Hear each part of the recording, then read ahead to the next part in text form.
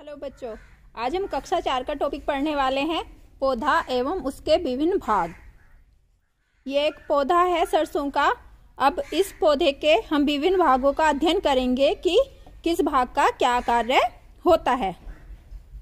ये पौधे की जड़, हम सब बच्चों ने पौधे देखे हैं। ये पौधे की जड़ होती है और एक क्या होती है, एक जो जड़ होती है, एक होती है मूल जड़ जो सबसे मोटी होती है, और बाकी ये जो होते हैं जो उस मूल जड़ में से ये रेशे निकले हुए होते हैं, इन्हें हम क्या कहते हैं, मूल रोम। जड़ का पौधे में क्या काम होता है? पौधे में जड़ का काम होता है एक तो जो उस पौधे को भूमि में जमाए रखना, दूसरा भूमि से तमाम तरह के पोषक तत्व अवशोषित करके एवं पानी अवशोषित करके पौधे में ऊपर पहुंचाना। ये होते हैं जड़ के काम। अब उसके बाद है तना। तने का क्या कार्य होता है? तना ये जो भाग होता है, सीधा भाग, सीधा मोटा भाग जो कठोर होता है, ये पौधे का तना होता है। और तने का काम होता है पौधे को सीधा खड़ा रखना और जड़ द्वारा अवशोषित किए गए जल तथा अन्य तत्व उन्हें पत्तियों में पहुंचाना, पत्तियों और पौधे के अन्य भागों में पहुंचाना। ये किसका काम होता है? ये तने का काम होता है। अब पत्तियां क्या काम करती हैं?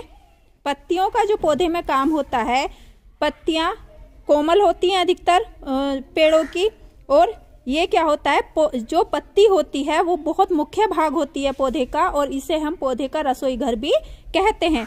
पत्ती की विभिन्न आकृतियों की पत्तियां होती हैं विभिन्न पौधों की। ये सरसों का पौधा है। इसकी पत्ती की क्या विशेषता होती है? इसकी पत्ती मुलायम होती है और आगे से जो सतह होती है पत्ती की वो चिकनी होती है, और पिछली सतह पत्तियों की मुख्यतः खुरदरी होती हैं, और इनमें बहुत बारीक रंध्र होते हैं जो हमें सामान्य आंखों से नहीं दिखते। अब पत्तियों का क्या कार्य होता है कि सूर्य के प्रकाश में पत्तियां क्या हैं, भोजन के लिए, पौधे के लिए भोजन तैयार करती हैं, जो जड़ द्वारा जल और अन्य तत्व अवशोषित करके पत्तियों तक पहुंचाए जाते हैं। वो पत्तियों में ही पकाए जाते हैं और फिर दोबारा से पौधे के अन्य भागों में पहुंचाए जाते हैं।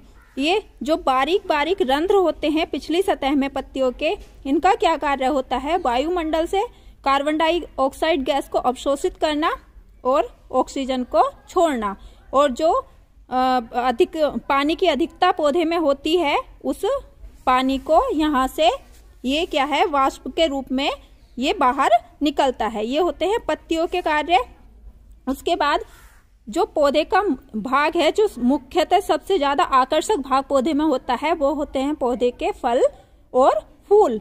फूल सबसे ज्यादा आकर्षक भाग होता है। अब फूल के भी विभिन्न भाग होते हैं।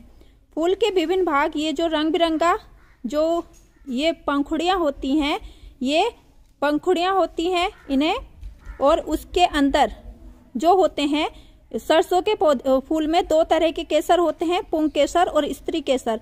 इसमें हम देख सकते हैं कि इसमें भी वो है, ये बीच में जो है, ये जो भाग है पौधे का, ये क्या है, हमारा स्त्री केसर है। इसका फूल का जो ये भाग है, ये क्या है, स्त्री केसर है।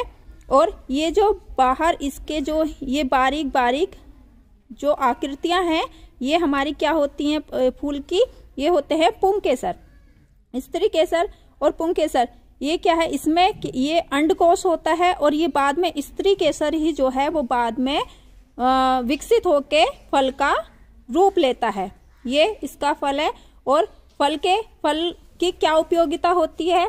फल क्या है कि फल में ही बीजों का निर्माण होता है, जो फिर इसकी प्रजाति को, किसी भी पौधे की प्रजाति को आगे बढ़ाते हैं। इसमें बीज होते हैं और नए पौधों का उनसे विकास होता है या नए पौधे उत्पन्न होते हैं।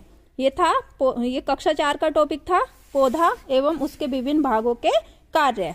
धन्यवाद।